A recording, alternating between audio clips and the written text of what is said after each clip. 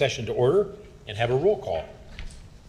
Alderperson Robinson, Hurt, Tweet, Here. Swanson, here, Parker, here, Poulos, Here. Healy, Here. and Mayor Tomes. Here. So, Thank- I'm sorry. Go ahead. No, go ahead. You gotta do your thing. So Alderperson Robinson, is he on the line, Tim or Norm? He has asked pursuant to 5 ILCS 127AI remote attendance for personal illness. He can remote in if you guys so choose to vote him in. Move to second. Any discussion on it? All those in favor say aye. Aye. Opposed? Moses, if you're on there, you're in, but I don't know if you're there. So. All right. We have one presentation tonight. We have exciting presentation from the finance department.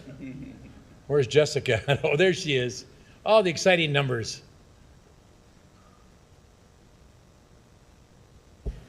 I've never seen this many people come for my financials before. I'm so excited.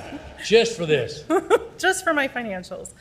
Good evening, Mayor and members of City Council. Before you tonight are financials for first quarter 2025. Before going into first quarter, I wanted to give you a brief update over where we ended 2024. Over the last 2 weeks, the city's third-party auditor have been conducting their review of the financials for 2024.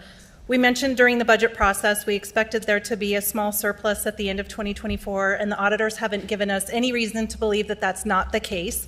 So we expect the surplus to be just over $1 million, and this is primarily due to positions that remained unfilled throughout several departments. There were several positions that remained unfilled throughout 2024 in various departments. So moving forward to first quarter financials, as always, I will be going over the highlights in the memo. If I skip anything that you would like me to go back and reiterate, just let me know. The benchmark for revenues and expenditures is 25%. As I mentioned in the memo, some of the revenue and expenditures that are received and paid in January and February are accrued back to 2024. So the general fund reported revenue at 13% and expenditures at 19% for first quarter. The first payment for 2025 property tax revenue is expected next month. This also affects the general fund, it affects the library fund and parks and recreation fund, as they all heavily rely on property tax revenue. Special revenue funds such as public library reported revenue at 2% and expenditures at 16%. The TIF districts also reported combined revenue of 2%, while combined expenditures were reported at 9%. The gaming fund revenue was at 16% and expenditures were at 5%. As I mentioned in the memo, typically there are only transfers performed in June and December for the debt payments. However, transfers will be done throughout the year, this year, for the fleet amortization payment that council approved during the budget process. The Street Improvement Fund reported first quarter revenue at 26% and expenditures at 1%. ARPA expenditures were budgeted at $4.5 million for 2025. Actual expenditures for the quarter totaled just under $147,000, or 3% of the budget for first quarter. The Motor Fuel Tax Fund revenue was reported at 19% for first quarter, while expenditures were reported at 6%. And the MFT Rebuild Illinois Fund expenditures were reported at 0%. The Martin Luther King Community Center Fund reported revenue at 25% and expenditures at 23%, while the Community and Economic Development Fund reported revenue at 15% and expenditures at 13% at the end of March. The Solid Waste Enterprise Fund reported revenue above the 25% benchmark, while water, wastewater, and stormwater were under the benchmark at 19%, 18%, and 22%. Expenses for all the funds were below the benchmark for first quarter at 22%, 16%, 8%, and 10%. The Parks and Recreation Fund revenue was at 11% and expenses were reported at 15%. The Building Amortization Fund received investment income of almost $500 for the first quarter, while expenditures totaled 0%. The MLK Community Center Fund reported revenue at 16% with expenses at 17%. So those are all the major funds I wanted to highlight. We're going to move on to the general fund revenue. About 48% of the general fund revenue is received from state and local taxes. At the end of first quarter, income tax revenue was just under the benchmark at 24.4% of the budgeted amount. Replacement tax revenue was at 26.2% at the budgeted amount at the end of April. Sales tax and local option sales tax were below the targeted benchmark at 19 and 18% respectively. And you'll note from the table that I gave you that we've only received 2 months of payments for 2025 on that table. These payments are typically received from the state 2 months in arrears, so that's why there's only 2 payments noted. It's the same with use tax. This is also received 2 months in arrears and was reported at 11.6% for the first quarter. Local food and beverage tax and utility tax were below the benchmark at 18 and 12.3%. These taxes are a month in arrears with March revenue paid in April, so I'll have that information for you next month. Gaming tax was near the benchmark at 24.6%. If you look at the bottom of the chart that I provided, the total of all tax revenue indicates a variance from the benchmark of 4.6%, keeping in mind that some of the revenue has not been received for the full month of March. The monthly investment interest report indicates the average interest rates that were paid out during the first quarter months varied. Most of the investments had declining investment rates over the 3-month period. The city received a combined total of just over $455,000 in interest in all the investment accounts in the first quarter.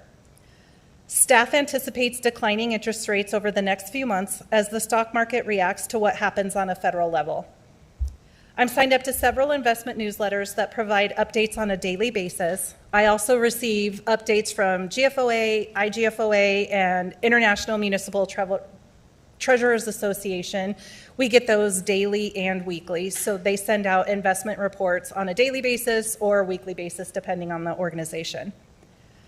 We're also monitoring the situation on a federal level with grant funding and tariffs changing on the federal level almost daily. There's some concern with library and CDBG funding, but there's nothing on a concrete level, so staff continues to watch the situation develop and will provide reports as we can. That's the end of my report. I'm happy to answer any questions that you might have at this time. Anybody have any questions, comments? It was fairly quick, but hit the highlights. Boy, not seeing any. That's great. Okay. They're very happy with it. Thank you. Yes, please. Okay. And then we have public comment. Officer, could you hand me the public comment sheet back there, please?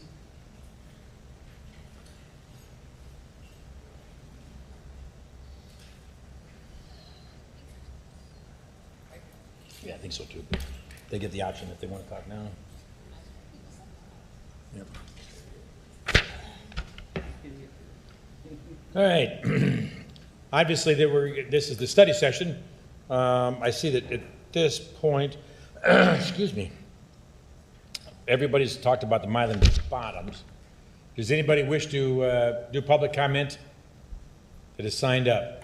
I could go through the names, but yes. Are we allowed to ask questions? You will not, there's no dialogue back and forth. The public comment is just making a statement that you wish to do.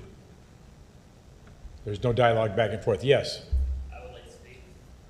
You want to speak? Yes. Come on up. Let us know your name. Did you sign up? I did, yes. Okay, and your name is? My name is Addison Kimmel. Do we have a timer or anything like that? Yes, you do. Got 5 minutes. All right. That's not working. You got 5 minutes. We'll let you know. All right. My name is Addison Kimmel, and I'm the author of the archaeological report concerning the Milan Bottoms Adjacent Development Project. I'm a professional archaeologist, but I'm also a resident of Rock Island and someone who believes strongly in historical preservation and the protection of sacred spaces and indigenous cultural properties. I would never intentionally damage a burial mound. That said, the pictures that have been circulating on social media do not show pre-contact Native American mounds. They are what are called false mounds. natural or human-made surface features of recent origin that vaguely resemble woodland period mounds and are often confused for them. In an attempt to assuage local concerns and ensure that no burials will be disturbed, I reached out privately to several people I knew to be involved in some of the recent protests, including Brian Ritter. Brian put me into contact with John Duvajonc and Tim Presley, who are aware of the location of these alleged mounds. I also contacted Karen Atwell of Farmland Archaeology, an independent professional archaeologist from Geneseo who has an extensive knowledge of regional mounds and pre-contact mortuary practices. On Saturday, April 26, Karen, John, Tim, and I met at the development site. First, John and Tim showed us the location of what I will refer to as Surface Feature 1. Surface Feature 1 is located directly on the boundary of my initial survey area. It was not noted in my report because while it is a pile of soil, it does not conform to the typical appearance, nor does it occupy the typical landscape position on which you would normally find a pre-contact mound. Furthermore, LiDAR images show that it is located in an area featuring extensive surface disturbance that is clearly modern. Karen conducted several Oakfield probe tests into Surface Feature 1, including one directly into its highest point. All of these probes showed an organic topsoil-like horizon, followed by a sandy fill layer overlaying a thin buried A-horizon. Dark A-horizon soil or A-horizon-like soil was also intermixed with sandy fill throughout these probes. This soil profile is not at all typical of pre-contact mounds, which usually consist of homogeneous imported subsoil piled on top of a prepared surface that develop a distinct soil structure over thousands of years. It instead suggests disturbed, intermixed soil with limited soil development, indicative of modern fill piles on the ground surface. This is consistent with the expected impacts of the sand and gravel plant operated in the vicinity by the Moline Consumers Company, later known as the Riverstone Group, for several decades. No human remains or artifacts of any kind were found during testing. Surface Feature 2 was then visited. This feature is located well outside our initial survey area. Karen noted that it was adjacent to what appeared to be an access road or path down to the nearby water, and it was agreed by all present that it was related to the historical construction of this road or pathway. Surface Feature 2 was not tested further. All available evidence suggests that these are not pre-contact Native American burial mounds. I want to stress that based on the construction plans that I was given, there is already a buffer of at least 100 feet between both surface features and the edge of the proposed parking lot. If this development does indeed move forward, presuming that the developer does stick with the plans that I've seen, these surface features will not be disturbed, and it is my understanding that ground cover in this location will not be altered. I stand by our initial report. It is an objective look at the physical area that will be affected by the proposed construction, and it conforms to standard survey and reporting protocols as outlined by the state of Illinois. The report drew on in-person survey results, along with multiple other lines of evidence, including the examination of LiDAR images, and it was approved without issue by the State Historic Preservation Office reviewing archaeologist. To end, I would like to try and clarify a few points of confusion that have been brought up on social media. Tribal consultation in cases like this is strictly a government-to-government process that consultants cannot engage in directly. This process recognizes the tribe's inherent sovereignty and respects their right to engage with other sovereign entities on an equal footing. The quote-unquote regional archaeologist contacted category on the Illinois Archaeological Short Survey Report form is a vestige from the pre-internet days when to obtain detailed archaeological information about an area, one would need to speak directly to a local archaeologist. I'm currently the only local or regional archaeologist who does not work for the federal government. It is standard operating procedure today to note that the Illinois Inventory of Archaeological Sites database has been reviewed for local site and survey information. I have no personal or financial relationship with the developers beyond them paying my company for our work. Nearly all cultural resource management archaeology in the U.S. is done by private companies. This is an imperfect system, but it is the system that has been in place since the 1960s. I want my fellow residents to feel confident that this project, regardless of anything else about it, is not harming important historical properties or desecrating graves. Most importantly, I want Rock Islanders of Native descent to feel assured that their ancestors are being honored and not disturbed. By being as transparent as possible and making a good faith effort to test these features in question, regardless of my own opinion about them, I hope that I can restore some of this trust that has so clearly been lost in this process. Thank you to John and Tim especially for showing us these areas of concern and hopefully helping us resolve some of the questions surrounding them. Thank you. Thank you very much. Is there anyone else that wishes to speak now versus in the normal council meeting, regular council meeting. Yeah. There's going to be another public comment time, about 6, as soon as we start the regular council meeting, 6:45, 6:30. Correct, excuse me. What we'll do is, the people will have 5-minute timing then, we'll do it for a half hour, and then we'll proceed with the regular council. Those that are left that haven't spoken will be at the end of the council meeting.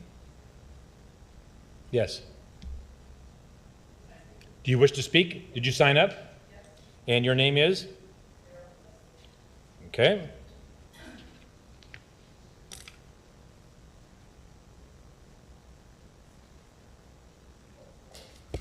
So I had also asked if we could have questions because I was wanting to see, I see on the agenda that the right to entry agreement is number 11, the contract, and that the motion to approve the amended agreement and authorize. So I was hoping to see the amended agreement, and my husband was also, Tim Presley, as a landowner, was hoping to see that so that we could see what you're proposing and agreeing to. So we met at Augustana. We've been married for many years. I'm not a hunter.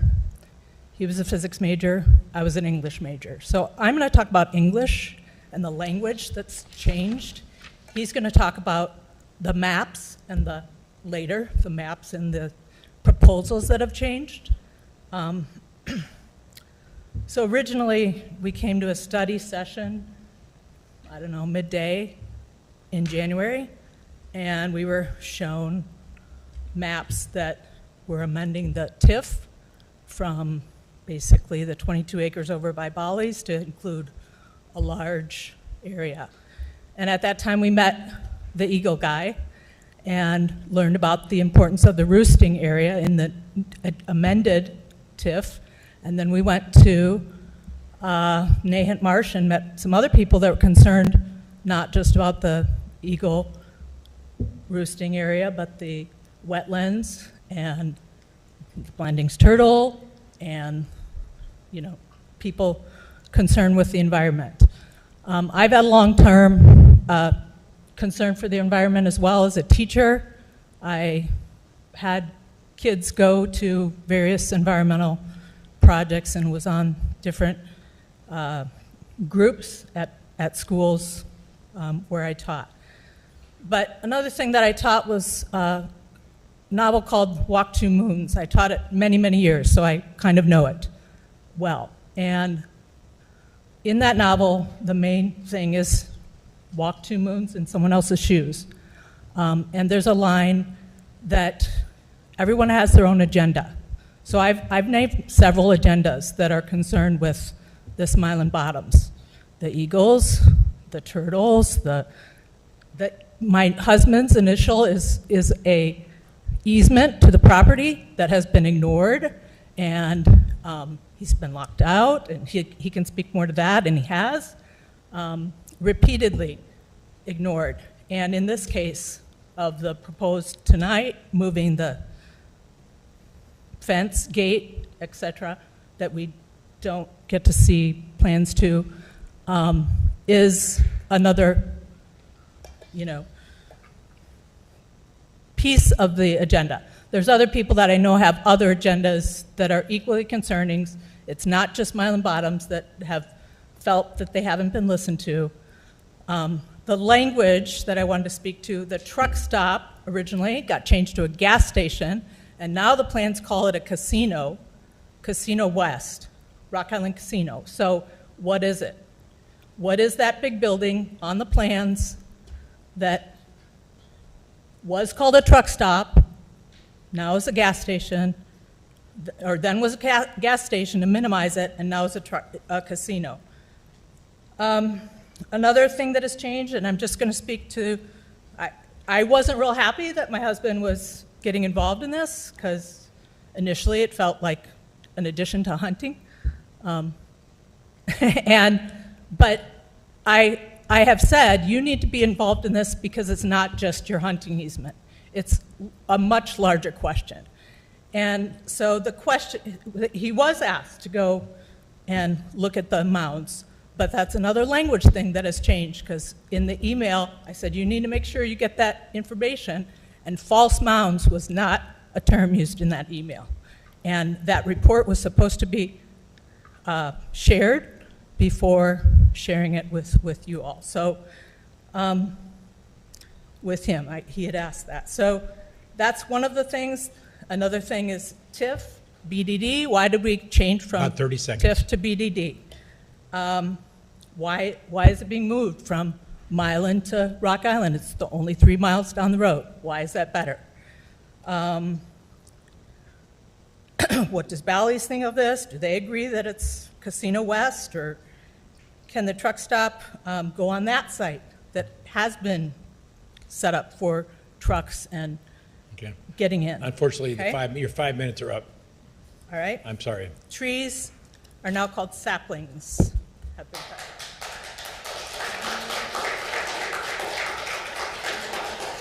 Nobody else seems to want to.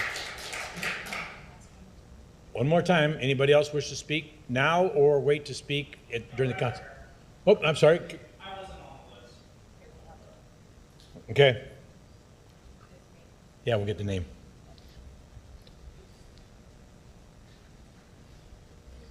Hey.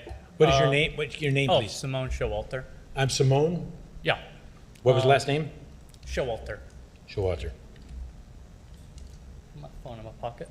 So I just had a question. Well, I know it's not, you guys can't answer, but I had a concern about, there's a recent Facebook post that was from the Rock Island government, city government, that had, it was an image of what appeared to be a mound with a big circle. It said, "This is not an Indian burial mound."